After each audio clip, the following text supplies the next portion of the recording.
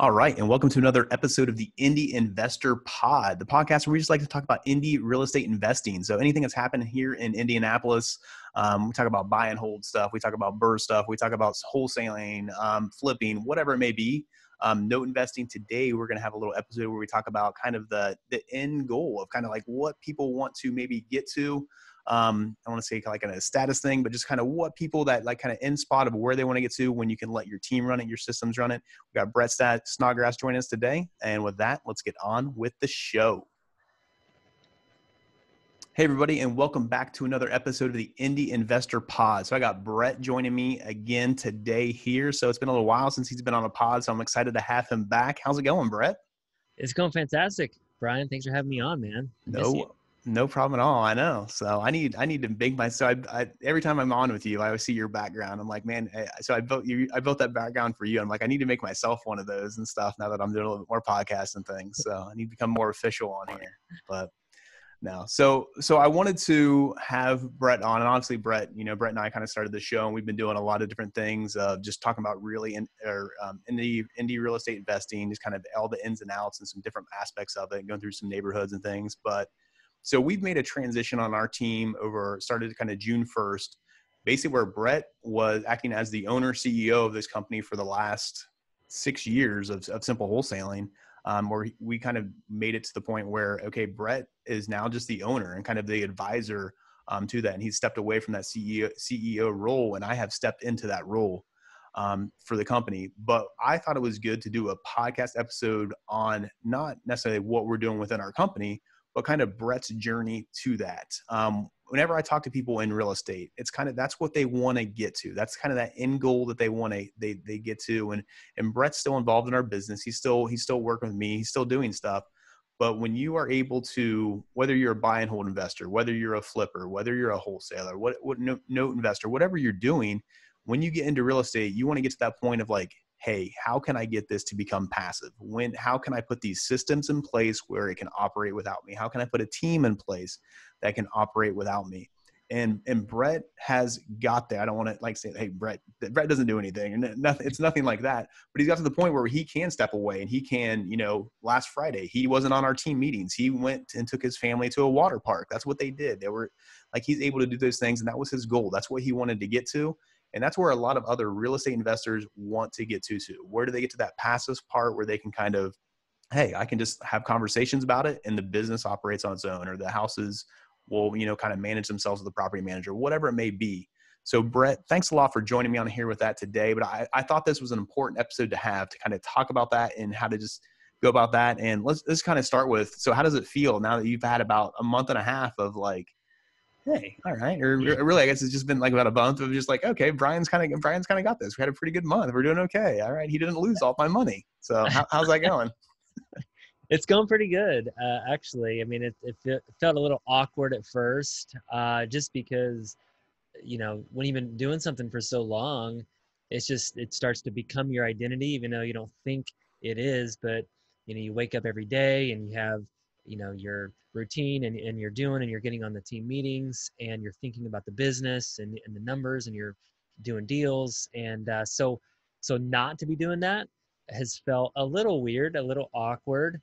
But I think it's just like anything. It's just almost like out of sight, out of mind.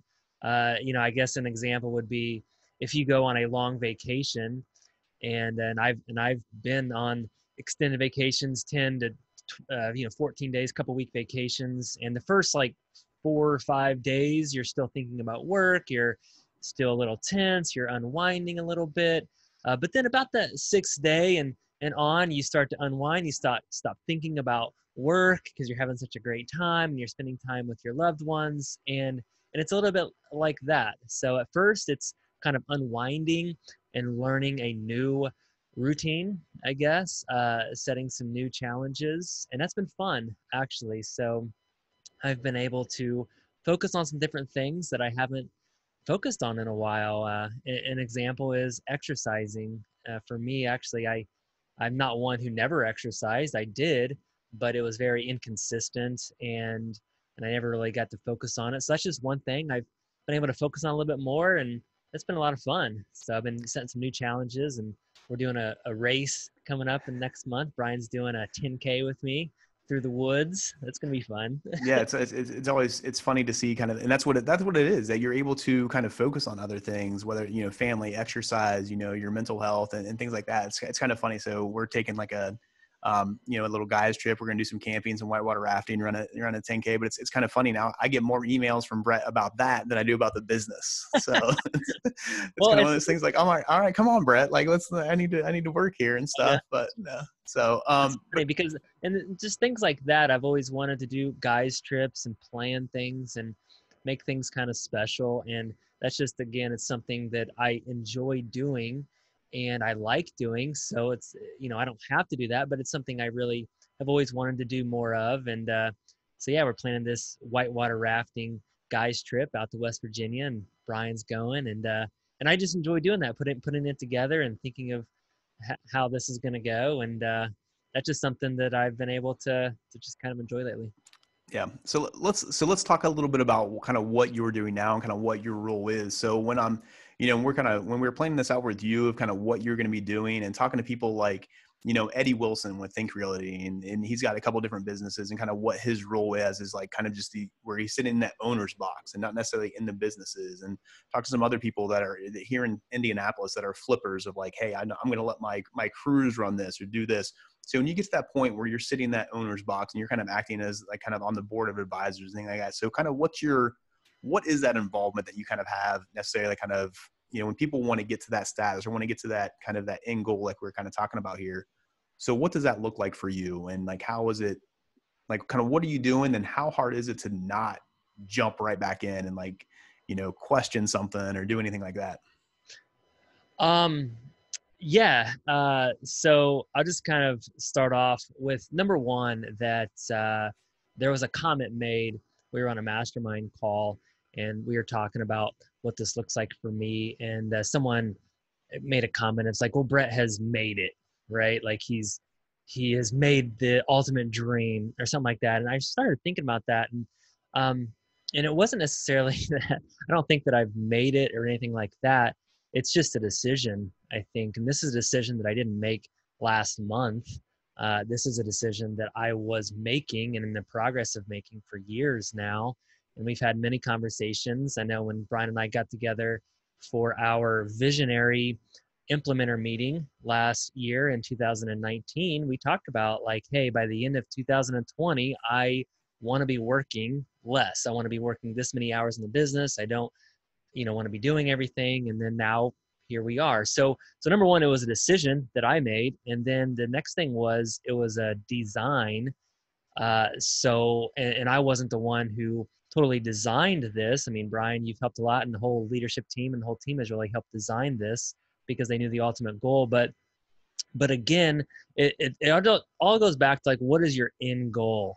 And one of my end goals, one of my ultimate end goals was to get out of the business, was to kind of sit in that owner's box and be the owner, but not have to work in the day-to-day every day, going to the office, going to all the meetings, analyzing deals, and working 40, 50, 60 hours a week. I didn't want to do that very much longer. So, and some people's end goals, they like doing that. So I guess it boils down to, it's not like I've made it. I made a decision.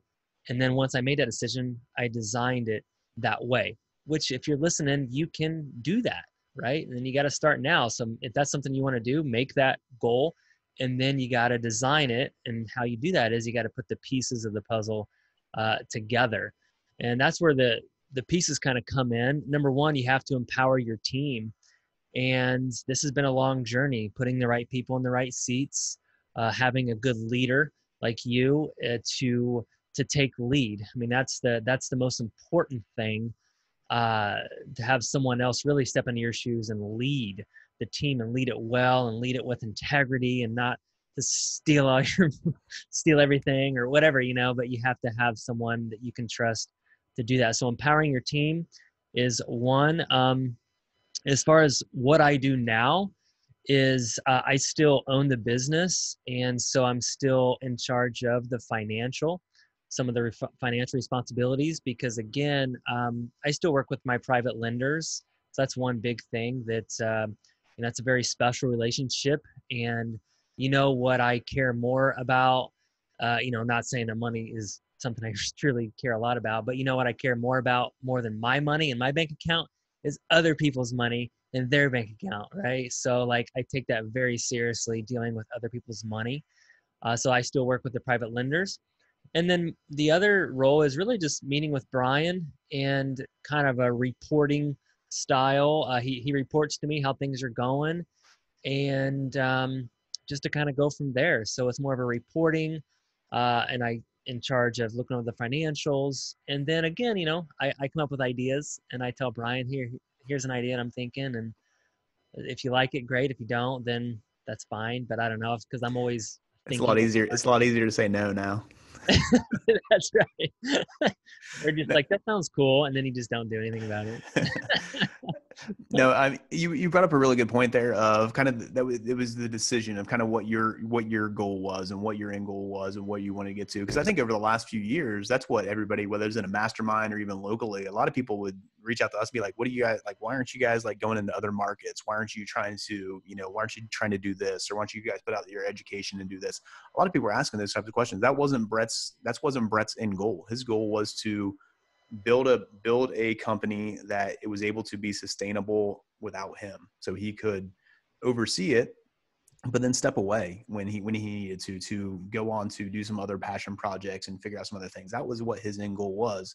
Now that we have our team in place and like kind of I'm doing my thing, we may do some other stuff like that, because maybe that's what my goal is. That's what Randy's goal is. That's what Ronnie's goal is. As a leadership team, there's some things that we can look at, but that's not, Brett needed to get to this point to have something sustainable that he could walk away from, still make money from, still profit from, but be able to go do what really inspires him, what his passion is. And man, I'm super excited for that for you and what you're able to do and stuff. And especially if you're planning trips and stuff, because I'm all about that. So I'm Yeah, there's all in there and teamwork. stuff. Yeah.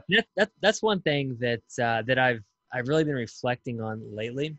And it's no secret that I'm a man of faith, and that's a huge part of our business, huge part of my life. And a lot of people, I'm getting a lot of questions right now, not from just business owners and entrepreneurs, but from my family and my in-laws, and they're all asking me like, "Hey, what are you gonna do? Like, how's your golf swing? And like, how's retirement or whatever?" All these like weird questions that I'm asking, that I'm getting asked, and again, it kind of goes back to that comment that someone made. Is like, "Wow, you've made it," which it's almost like that's the end, right? And I don't want that. I mean, that's boring. It's just not me. It's not challenging. Like I'm wired to achieve things. I'm wired, so it's not like I'm just sitting around and on a beach or drinking pina colada and listening to country music or something. Like this isn't. So I guess my point is I'm really reflecting on that. And for me, like this is the beginning, Mm-hmm. right? Like this is the beginning to to have something sustainable to launch into something that I am really passionate about. And I'm just thinking about like what does that look like? Obviously, I want it to mesh with what we've already built, because I have all of that experience, right? That I could really help people and do it in a very impactful way. So I guess I just want to point that out, that like I don't know, some people think that this is the ultimate goal and that's the end, but that sounds almost like a miserable existence, and that's just not who I am. And I'm sure if you're listening to this and you're an entrepreneur, that's not who you are. So this is just the beginning for me. Yeah, and with we just like we know with anything, like anything that you have or anything that you have gotten, like anything can be taken away from you at any moment, stuff like that. So there still needs to be an involvement there and stuff like that. You still, like I said, you're still overseeing things. We're still having conversations. We're still bouncing ideas off of each other. I'm making sure that you're still the owner of this company, so my vision still needs to be in line with what yours is, and Mhm. we still need to be going in the same path and things like that. So I think that's really important. So it was kind of funny. So we were on on our mastermind call, and with Collective Genius, and one of the guys kind of just pointed out to Brett, like, "Hey, congratulations for Brett Snodgrass. He was able to kind of step into the owner's box and kind of hand off the CEO role and things like that. And it was literally like, I got like my phone kind of blew up with like 5 or 6 other like integrators, CEOs that were like, dude, you need to have Brett talk to my CEO. I need him out of the business. I need him to move on. I need him to do. So let's kind of talk about that. Cause this was not the case with us. You and I work pretty well together, and I feel like there comes a point where sometimes as the, as the owner, as the CEO, as the leader of anything, sometimes you end up being the bottleneck a little bit sometimes, because you do have, Brett has other passions. He was looking to do other things. And so was some of that stuff, was it holding back some of the other things we needed to do?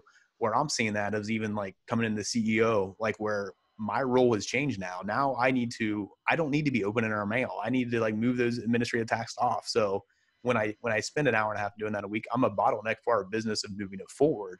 Mhm. So let's kind of talk about that a little bit, of just kind of that role of like, how did you was that just like in your head of like, oh man, maybe I do need to move on from this because I'm, my heart's not into it, or my head's not into it, or I can't provide the time for it. And it's maybe the business would be better off if I wasn't overseeing this or anything. Like how do those thoughts like come up, or how do you get past that? Or how does that really work in within your mind of how that was over the last few months? Yeah.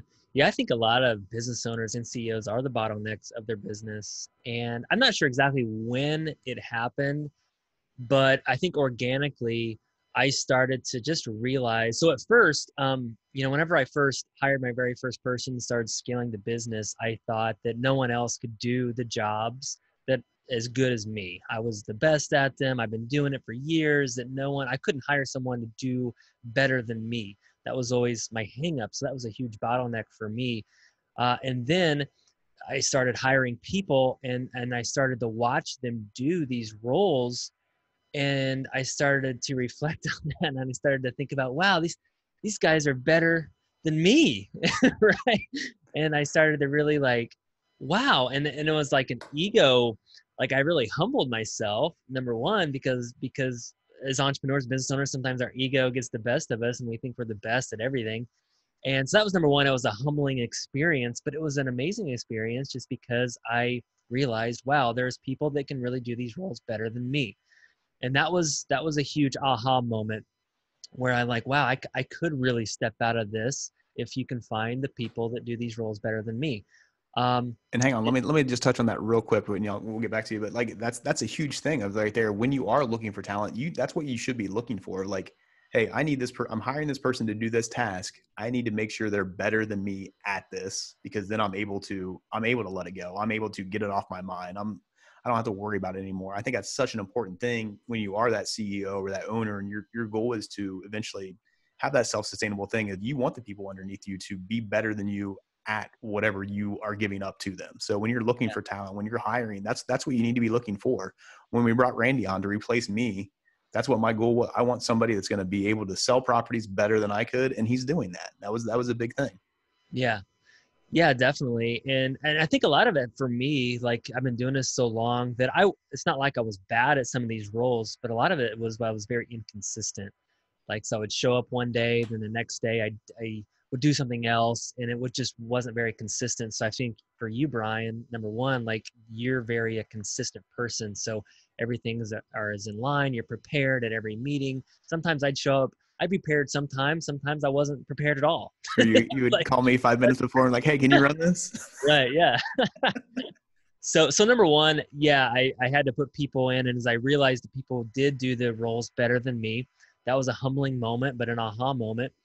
So number one, and it was just a great moment because I could hire people better than me, and I would get the time back, Yeah. and that's just kind of what happens. So it was just a puzzle that I put together, uh, and you helped me put that together. Is okay, I need to fill these positions, and I just started to replace myself in those boxes. So if you're in a business, whether you're a property management company, buy and hold investor, wholesaler, flipper, whatever, there's a lot of boxes in your company, right? There's the closings box, there's the acquisitions box, there's a dispositions box, there's administrative stuff, answering the phones. There's a lot of leadership, running the meetings. There's a lot of boxes, and I just really started to cross off my name in each box. And I'm still in one of the boxes now. I'm still in the financial box, and I'm still, obviously looking over the financials and things like that. But that's the only box I'm in. I used to be in like 12 or something. So Yeah. like you. So, yeah. Uh, so let's talk about this, how this kind of relates to just indie real estate investing. I think it's kind of, as we're doing this pod, the Indie Investor Pod, that's what it's all about. But that's why I thought this was an important one, because I wanted everybody to see like, hey, this is attainable, like here within Indianapolis, and what we can do. So it's a great market. It's doing even, really well through all this stuff so far with COVID and things like that. So it's consistent. And you just brought up that word of the consistency. That's one of the things I love about the indie, real estate market and things. But when it relates back to that, so I want everybody to just kind of, I guess that's why I wanted to do this episode of the Brett and kind of put it out there of like, whatever you're doing, are you a flipper? Are you a buy and hold investor? Are you, using just all extremely burst strategy? Are you a note investor? Are you a wholesaler? Whatever it is, what is putting it out there of like, what is your end goal? Is it just to, I had a conversation with a gentleman yesterday, and that's it. His first thing is he's buying as many rentals as he can. He's getting those stabilized. He's figuring that out to where he can get to the point where he can get his wife out of her job. And then that next step will be, okay, then we need to continue buying it. Maybe I move into a more of a multifamily aspect, then I can get myself out of this job. So just kind of having that thought of like, hey, what is my end goal? What am I looking to do? And what are my steps to get there? And part of that might be putting people in place to get you out of it. Maybe you are that person that wants to be in there doing it every single day and things. Like I would go crazy if I wasn't. Like I'm a workaholic. I love to work. I would go crazy if I didn't have all those things to do. But that doesn't necessarily mean I want to do it all the time. It's what I want to be doing right now. So kind of knowing what that end goal is and kind of reaching to that, I think it's pretty cool. But I think I wanted to point out too, of like how attainable that really is within Indianapolis, whether you are wholesaling, whether you are flipping, whether you are buying whole, whatever you're doing, it's definitely attainable in Indianapolis. Whatever market you're in, you're going to be able to do it. But knowing what that end goal is and just taking the steps to get there, I think it's so important, Brett. And so what advice do you have for those people out there, those investors that are, they're sitting on 5 rental properties right now, and they're ready to make that next move, and they want to get there, that point of like, hey, all I want to do is get my contractors in place and have those systems down where I can just, approve things. I can just say yes to things. Like, what advice do you have for those people? Yeah. Yeah. I mean, a lot of times people look at like my situation, and I relate this to maybe musicians, right? I think I was listening to a song um, the other day, and this guy, forget who it was, but he's talking about he was famous now, millions of dollars, but he had been a musician like 10 years before he became famous. And so some people ask me like, I want to get to where you're at and be, be in the owner's box. And number one, it's that decision, but this takes time. It takes a lot of years to get to that. I think for me, like the first time I really started to think about this was maybe 3 years ago. And then so now here we are 3 years later. So number one, it takes time, but again, it's a puzzle, and you have to figure out which pieces you want to put together first. We've talked about the book Traction, and they use an operating system called the Entrepreneurial Operating System, EOS. And those are the pieces of the puzzle that we've put together. It's putting the right people in the right seats, having the money to run the business, tracking the data, having your right systems and processes. That's just huge. So number one, it's a lot of times entrepreneurs just get in the habit of doing, right? It's just doing. But when they have to train someone to do, they get hung up on that, and they don't know really how to train that person. How can they make them duplicatable in whatever they're doing? So we've been able to learn that and create training and instructions and videos on training people to do what we do. So I would just recommend that. But I think, yeah, it just goes back to what is your end goal? And it doesn't have to be a huge thing, right? It's personal, and it's up to you. And people talk about financial freedom and what's that look like. And for you, it might be $5,000 a month in passive income. And that might be a dozen, 15 rentals, something like that. So that might be your end goal. And that's great. And that could get you out of your job. And then you could build upon that. That might be your end goal. Other people, we heard a guy on our mastermind says he wants to net $1 million, which, I don't know if that's a number that he just pulled out because it's cool, and it is cool, but is that the right goal, or is it just a cool number that you just kind of pull out of the wind, right? So that's just something really you need to think about. This is something I've really thought about, and what's the amount of money that we need to make as a business without me to sustain my life or to pay my bills so I can do other passions. That's just something I had to come in. So Brian and I, we've set goals of, hey, we need to make this much money. If we're not, then I don't know, have some more conversations again. So, and I want to kind of point out like maybe just a couple of steps. I think that really, they stand out to me of some things that kind of helped you realize that this was possible within the time frame that you thought. Like, so you said you started thinking about this 3 years ago. I don't think 3 years ago you said, oh, within 3 years I can do this. I don't know. I think it was more like, hey, maybe 10 years I might be able to get to this point, like, kind of Right. knowing you and our friendship and stuff. But there were a couple of things that I think we pointed out of like, what were the things that we recognize, the things that were like taking up a lot of your time, and got those taken care of where you literally did not have to worry about it.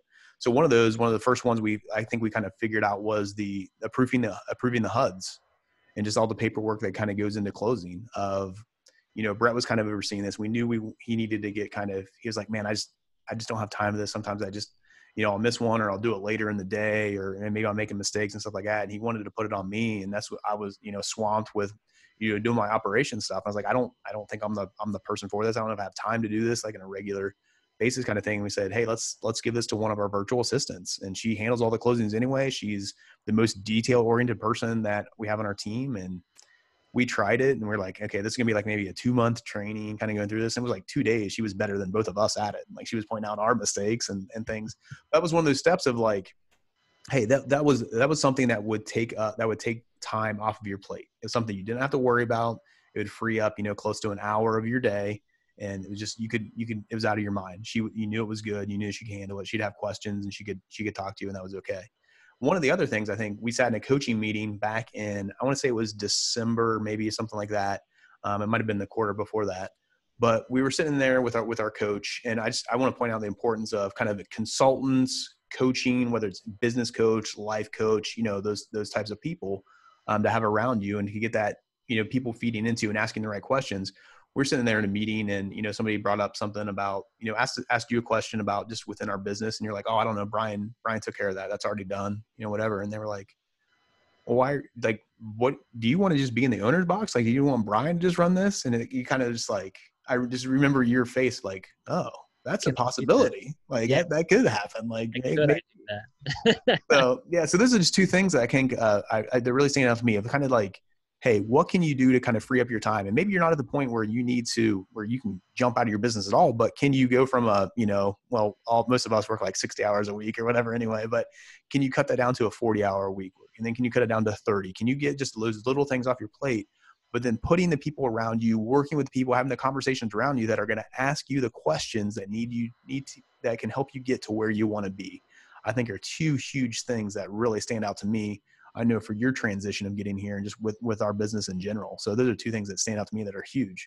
Yeah. Yeah. I mean, I always is just surrounding yourself with people. That's why we're in mastermind groups, like-minded people, and we have coaches. We've had business coaches for the last 4 years now. And I think one of my business coaches said, if you want to reach peak performance, what do? You hire a coach that can help you be accountable to reach peak performance. That's why the top athletes have coaches. That's why the top business people in the world still have coaches. So I would highly, highly recommend coaches and groups. Maybe not a mastermind group, but some sort of group that you guys can talk about what's working and what's not working. And I think what's really helped me is probably one of the biggest things for me was, Brian, I think you really wanted to lead. And I think that you really showed that by being prepared, coming to the meetings, saying things like, hey, I want to take over this leadership meeting. I think I'm ready to do that. And just having someone that wants to lead. And a lot of people are afraid to do that because they're afraid the CEO is gonna be like, what? You're trying to take take over my company or whatever. And that was just something really good for me, having someone that really wanted to lead. And another thing that I had to struggle with, and that I'm sure other people have to struggle with, is the guilt factor. And a lot of times CEOs they don't let their team take over because they feel guilty, because they're afraid what their team thinks if they're not in the business. So they become trapped and handcuffed to the business because of their guilt complex. So that's just something that I had to struggle with, and just to realize that turn that around, and it's just empowering your people. I mean, to give leadership to people, they love that. They love to take ownership. They love that leadership role. And I think you've done a great job with that with our team. And now their faces are becoming the faces of our company instead of my face, and that's just Yeah. really cool to see. So that's some things.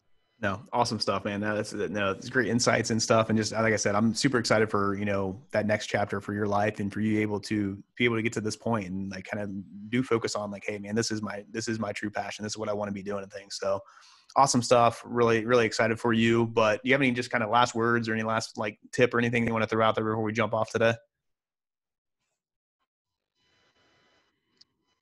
Yeah, I mean, definitely. So yeah, if you're really looking to, get out of the business, sit in the owner's box, and have a more of a passive type of business, I mean, it's definitely doable. I'm not a very smart person. I always come back to like, I can't believe I get to do this every day and actually sit here, because again, I mean, I feel like, Brian, you guys are smarter than I am, and so it's very, very doable.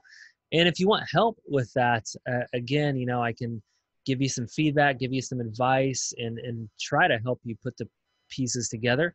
And I like to help people. So if you're interested in that, reach out to me on Facebook.